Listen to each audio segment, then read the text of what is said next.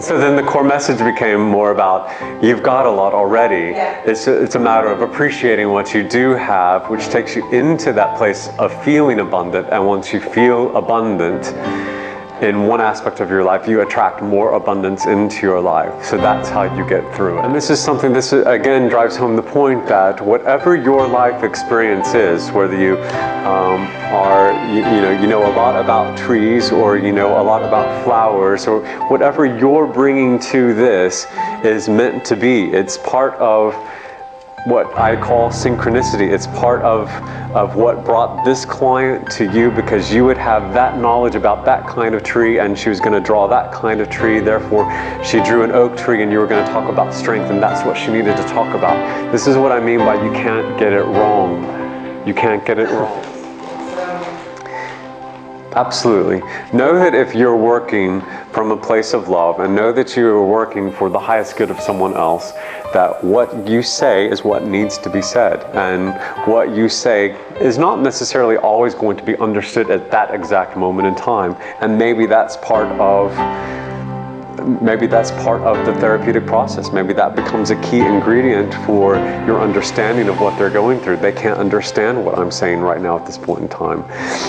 Maybe, and you know, maybe the penny drops for them a week later. So you must trust.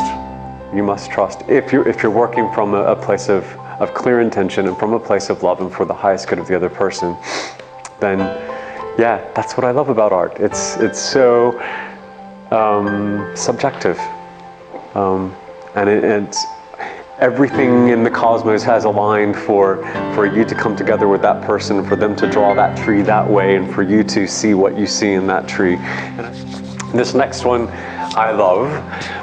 This is doodling.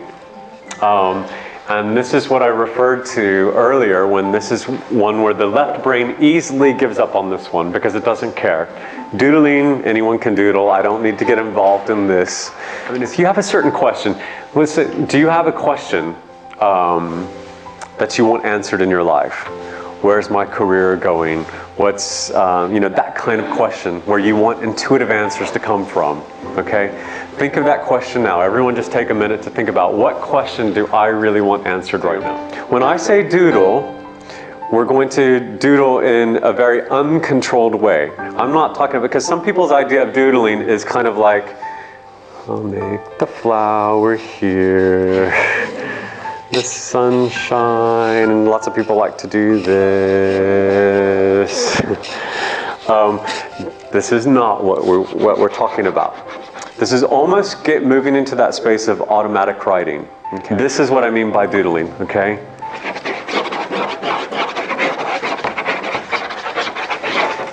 Don't even look at the paper, okay? Don't look at the paper at all. Just you kind of, and just let your arm move. This is going to be a challenge for some of you left brain people. Just let it go. Don't worry about going off the side of the page. Okay, everyone get the idea. Actually, everyone kind of repeat after me and just say it in your mind. My intention.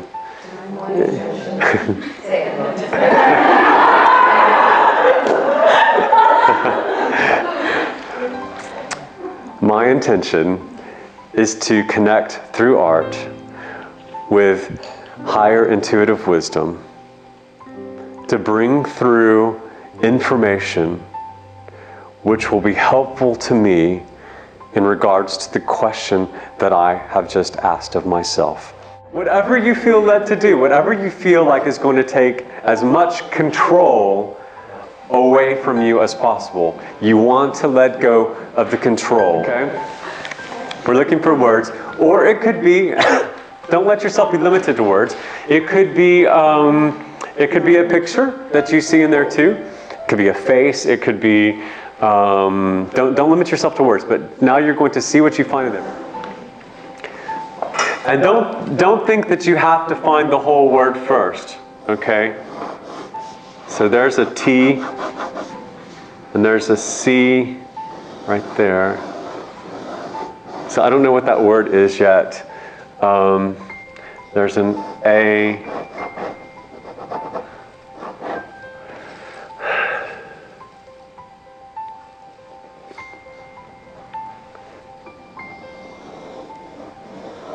And there's a C. Okay, and there's an H there. So we've got the word catch. Because I think this is important. Don't necessarily be expecting a literal answer to your question. So if someone had the question, am I going to be with my boyfriend next month? Don't think that the person coming to you is going to be saying yes or no. Okay, but they might come up with a word like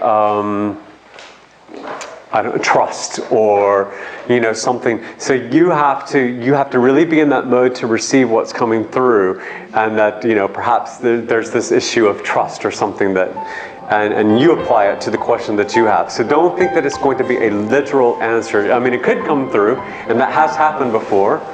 But it's not always going to be. And don't think it's less than if it's not, okay? Understand that the energy to the question, which also contains the answer, is put onto that paper. It's important to remember that you don't always have to find the exact word in there that you're looking for. If you see a letter or 2 letters or 3 letters that make you think of another word, then let that be your word or one of your words, and you can write that down. So this is really about a springboard for you to use as a means of bringing forth this information. You become purely the channel at this point too, and just giving the information, giving the images. Sometimes it's an image, sometimes it's a word, but it becomes participatory where the other person, this is not a can I get it right or can I get it wrong sort of thing. It becomes this participatory experience between the two of you where you're working together. But you happen to be the one that's facilitating the first part of that conversation. And also understand that the more you work with this, I mean, this is your first time to do it, the more you work with this kind of style, if you like this kind of style, the better you'll get at it. And it's not really about the better, the more skills you'll acquire. It becomes more about the more, in this place of allowing information to come through that you'll be able to comfortably be in. You'll get out of this mode of trying. The minute you try, that's when it all stops. It has to be this place of just allowing it to come through without any judgment on yourself, without any labels, just allowing the words and the numbers and the faces and the images and the feelings to come through as well. Okay, and that's also why it's very important to be very clear with your intention, which is why we made a very clear intention in the beginning. So if you've made a clear intention that you're bringing through information for that person, then that's what you should be bringing through. So I would let go of that worry about it. That's the most important thing, is that that's the intention, it's the energy captured on the paper, and then the client feels that energy. And therefore it becomes a part of them. It becomes a tool for them. Again, remember, this is a container for the essence of whatever you're feeling when you create it. This is another reason that it's important when you're manifesting something. Lots of people like vision boards, don't they? They put pictures of other people's art up there, but it's that other person's, it's their intention that you've got, not yours. It's and you don't know what their true intentions were. You may see a picture of a car, but what was really going on when that picture of the car was created. Whatever was happening there in that moment is captured. The energy of it is captured there. That's why it's much more effective in terms of manifesting, to really use your own energy, because then it's truly what you want. It's not demonizing any sort of emotion. It's just letting go of what we don't want, that's not serving us.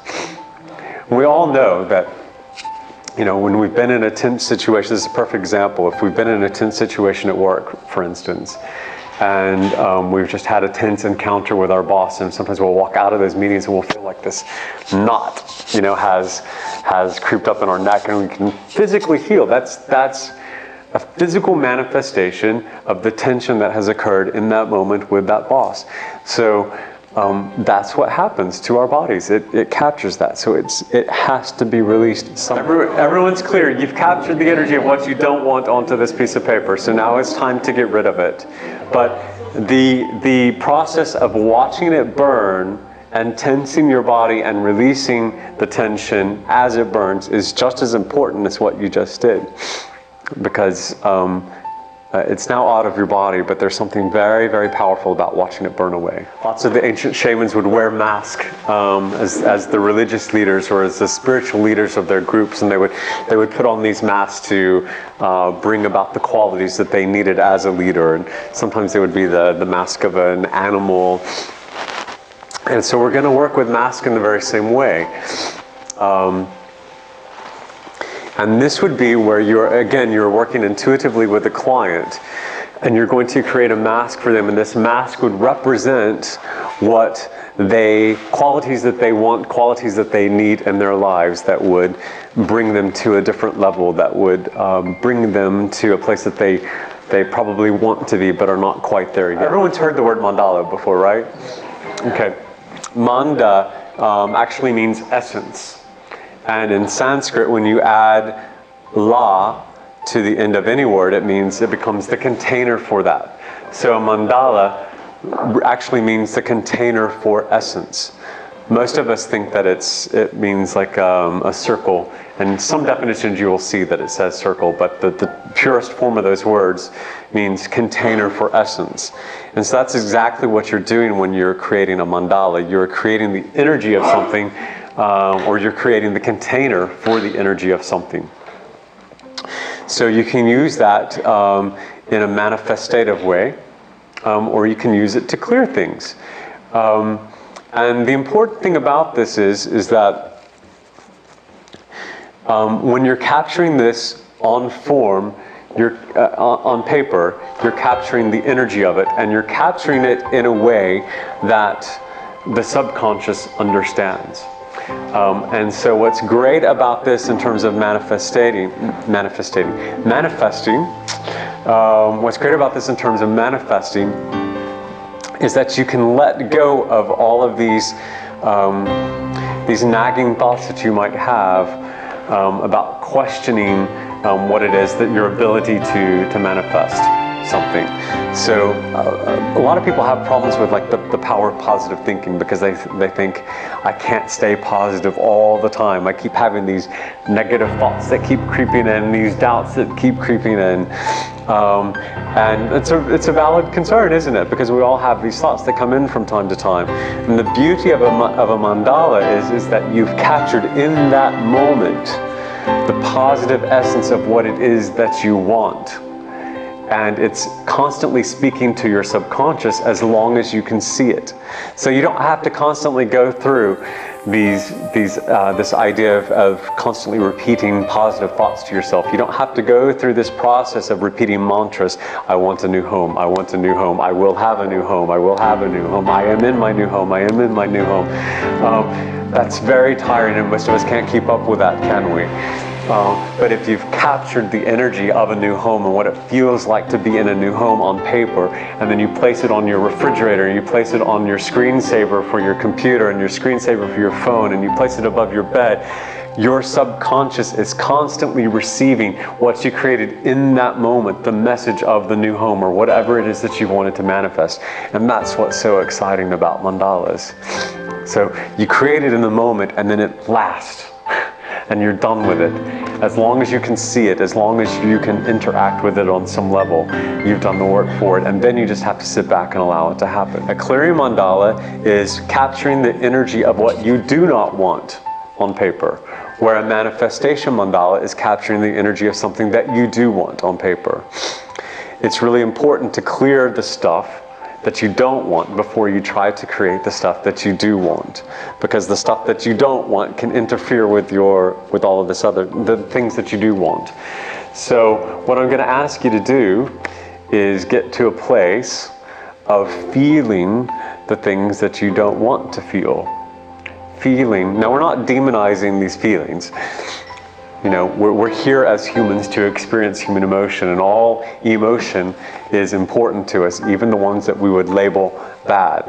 But if they're not serving us, and if we don't want to constantly hang on to them, if they're getting trapped in our bodies somehow and we want to let go of them, then this is the way to do it. So I'm going to ask you to get to this place of letting go that which you do not want in your life, whether it be anger or jealousy or fear or doubt, all of these things, and you're going to put it on paper. Okay? What's important is that you get to the feeling of it. It's not, you can't intellectualize yourself through this process. So if it's about anger in a relationship, you might have to take yourself back to the argument or whatever it was that you experienced in the context of a relationship to get you to that place. Have you ever had something that's kind of really made you mad, and perhaps it was an argument, and as soon as you start to think about it, you start to get mad over and over again. You almost start to relive it. And most of the time we would think that that's not really useful to go back and relive something. But if it's a means to get to this place where you're releasing whatever that is from your body, it's a very, very useful thing to do. So you're going to get the emotion into your body. It's going to literally come out your arm and through the pastels or the pen or whatever it is that you want to use and onto the paper. And because the mandala is a container for the essence, it will be a container for that essence of anger or jealousy or whatever it is that you don't want. Then do get rid of it. Yes. It's very important to get rid of it. I'll tell you how to get rid of it. I have seen some clients where their left brain is so dominant in them. And remember, the left brain, which is the one, not demonizing it, but the left brain is the fearful one. And sometimes the left brain thrives on being given its prominence because of fear. The left brain will try to hold on to things sometimes. So actually getting the stuff to come out and release can be quite upsetting to someone.